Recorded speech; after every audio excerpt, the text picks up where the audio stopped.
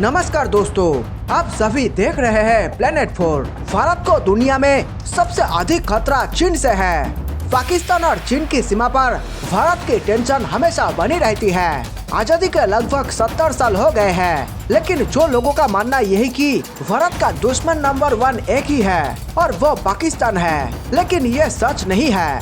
अब चीन जिस तरह से भारत को घेरना शुरू कर दिया है, उससे अब भारत का सबसे बड़ा दुश्मन चीन हो गया है। तो ऐसे में भारत में भी अपनी सेना की तैनाती चीन को ध्यान में रखकर कर रहा है। इस समय भारत ने लाइन ऑफ एक्चुअल कंट्रोल यानी कि LAC पर 2 लाख से ज्यादा सेना की तैनाती की है। भारत अब ये जान चुका है कि पाकिस्तान में इतनी ताकत नहीं है कि वो भारत का सामना कर पाए। एक बुज़दिल की तरह पीछे से वार करता है, जो उसकी फितरत का एक हिस्सा भी है। लेकिन उसके बाद जो भारत उसकी हाल करता है, पाकिस्तान कई महीनों तक मुंह दिखाने लायक नहीं बचता।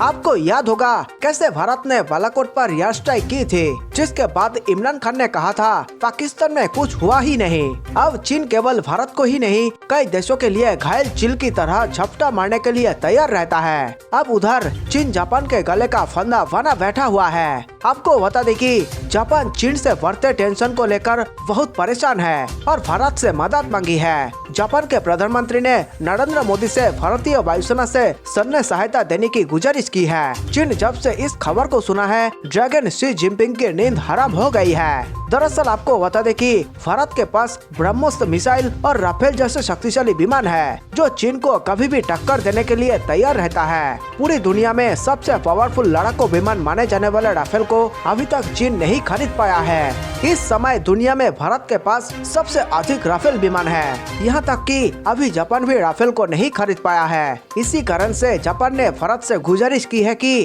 भारत उसका साथ दे। आपको बता दें कि चीन से भी भारत के युद्ध जैसे हालात बने हुए हैं। चीन भारत को चारों ओर से घेरने की कोशिश कर रहा है। अभी तक चीन लद्दाख और अरुणाचल प्रदेश पर नजरें लगाए था, लेकिन अब उसकी नजर तमिलनाडु तक पहुंच गई है। इतना ही नहीं, लगातार चीन अब भारत को समुद्र क्षेत्र से घेरने की कोशिश कर रहा है। चीन ये अच्छे से जानता है कि भारतीय वायुसेना से मुकाबला नहीं किया जा सकता है, इसलिए समुद्र में कूद पड़ा है, क्योंकि चीन भारत से अधिक समुद्र क्षेत्र में शक्तिशाली माना जाता है। उधर भारत के एक पड़ोसी देश श्रीलंका में भूखमरी जैसे हालात है और चीन उसकी मदद कर रहा है। और उसके मदद के पीछे भी एक साजिश है कि वो अब श्रीलंका के रास्ते भारत के तमिलनाडु को घेरने की कोशिश कर रहा है। इसलिए भारत भी चाहता है चीन पर शिकंजा कसने के लिए जापान का साथ मिल जाएगा तो चीन को 2 तरफ से घेरा जा सकेगा।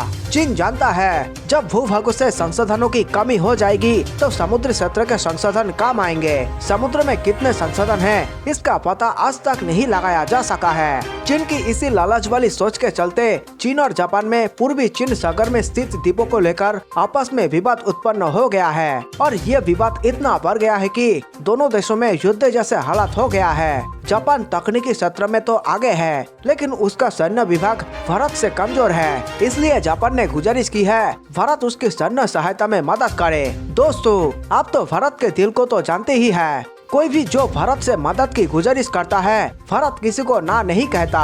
इसका जीता जागता उदाहरण पाकिस्तान है। भारत का सबसे बड़ा दुश्मन भी है, लेकिन जब भी वो मुश्किल में होता है, भारत उसकी मदद के लिए सबसे आगे आता है। वीडियो में आगे बढ़ने से पहले सभी भारतवासियों को मेरा नमस्कार। देश प्रेमियों, वीडियो को लाइक करके आप 5 स्टार दे सकते हैं, ताकि हम आपके लिए रोज ऐसे ही राष्ट्रहित में वीडियो लाया करें। दोस्तों, देश हित से जुड़े तमाम खबरों पर हम लगातार नजर बनाए हुए हैं, इसलिए चैनल को सब्सक्राइब करना ना भूलें। साथ ही नीचे कमेंट में जय हिंद लिखकर पूरे भारत का हौसला बढ़ाएं और वीडियो को व्हाट्सएप, फेसबुक पर दोस्तों के साथ शेयर करके देश प्रेम को फैला दे। उधर चीन और जापान चीनी समुद्र में स्थित द्वीप पर अपना अपना दावा करते हैं। इस द्वीप को दोनों देशों ने अलग नाम दिया है। जापान में सेनकाकू और चीन में टियाजुस के नाम से जाना जाता है। चीन की हरकतें हमेशा चोरों जैसे रहती है, दूसरों की चीजों को चुराने के लिए हमेशा तैयार रहता है। चीन की इस हरकत को भारत से बेहतर कोई नहीं जानता होगा। लगातार भारत के एक के बाद एक क्षेत्र पर दावा करता जा रहा है। आपको बता दें कि चीनी समुद्र के द्वीपों पर 1972 से जापान का कब्जा रहा है।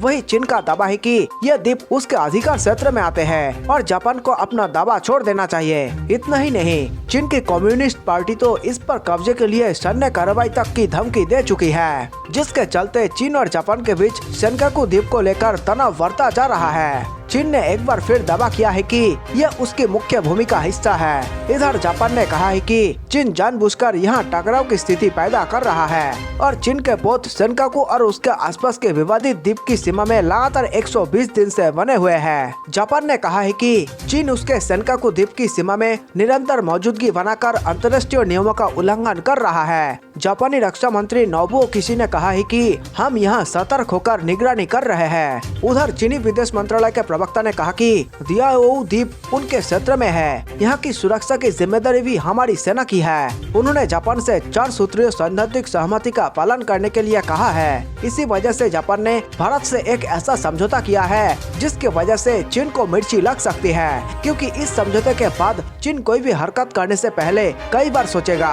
भारत और जापान की यह डील सैन्य बलों की आपूर्ति और सेवाओं के आदान प्रदान को लेकर है, यानी युद्ध की स्थिति में भारत और जापान एक दूसरे को सैन्य सहायता मुहैया कराएंगे। भारत और जापान के बीच हुए ऐतिहासिक रक्षा समझौते को बेहद अहम माना जा रहा है। समझौते के बाद प्रधानमंत्री नरेंद्र मोदी ने अपने जापानी प्रधानमंत्री शिंजो आबे से फोन पर बात की थी। मोदी और आबे दोनों ने रक्षा सौदे के लिए एक दूसरे का आभार जताया। उधर दूसरी ओर सीमा विवाद को लेकर एलएसी पर चल रहे टकराव के कारण भारत ने भी चीन को घेरने की कोशिश कर रहा है। भारत हिंद महासागर में चीन की घेराबंदी करने की तैयारी तेज कर दी है। आपको बता दें कि जब पूरी दुनिया की निगाहें अफगानिस्तान पर टिकी थी और इधर एलएसी पर चीन ने अपने कमांडरों और सेना की संख्या में लगातार इजाफा कर रहा है। इतना ही नहीं, अभी हाल में चीन ने भारत से सटे सीमा क्षेत्र में कई एयरपोर्ट भी तैयार कर लिया है। चीन लगातार भारत की मुश्किलों को बढ़ाने में लगा हुआ है। आइए अब आपको राफेल की ताकतों के बारे में बताते हैं, जिससे चीन भी डरा रहता है। राफेल लड़ाकू विमान का कॉम्बैट रेडियस 3700 किलोमीटर है। साथ ही ये 2 इंजन वाला विमान है, जिसको भारतीय वायुसेना को सरकार दी। राफेल में 3 तरह के मिसाइल लगाई जा सकती है। हवा से हवा में मार करने वाले मीटियोर मिसाइल, हवा से जमीन में मार करने वाले स्कैल्प मिसाइल और हैमर मिसाइल। राफेल लड़ाकू विमान स्टार्ट होते ही ऊंचाई तक पहुंचने में अन्य विमानों से काफी आगे है। राफेल का रेट ऑफ क्लाइंबिंग 300 मीटर प्रति सेकंड है। लद्दाख सीमा के हिसाब से देखे तो राफेल लड़ाकू विमान फिट बैठता है। राफेल ओमोनी रोल लड़ाकू विमान है। यह पहाड़ों पर कम जगह में उतर सकता है। इससे समुद्र में चलते हुए युद्ध पोत पर भी उतर सकता है। एक बार फ्यूल भरने पर यह लगातार 10 घंटे की उड़ान भर सकता है। इतना ही नहीं, यह हवा में ही फ्यूल को भर सकता है, जैसा इसने फ्रांस से भारत आते हुए किया भी था। राफेल में अभी जो मिसाइलें लगी है वो सीरिया, लीबिया जैसी जगहों में इस्तेमाल हो चुकी है। इसके अलावा जल्दी स्पेस 2000 को भी इसमें जोड़ा जाएगा। आपको बता दें कि अभी तक केवल 3 देशों ने फ्रांस से राफेल को खरीदे हैं, जिसमें इजिप्ट, कतर और भारत शामिल है। इस खबर पर अपनी राय पूरे अधिकार के साथ जरूर बताएं और देश और दुनिया की बड़ी खबरों के लिए देखते रहिए प्लेनेट 4। और हाँ, ये खबर पसंद आई तो वीडियो को लाइक करें और चैनल को सब्सक्राइब करें। मिलते हैं एक नए वीडियो के साथ, तब तक के लिए स्वीकार करें हमारा नमस्कार।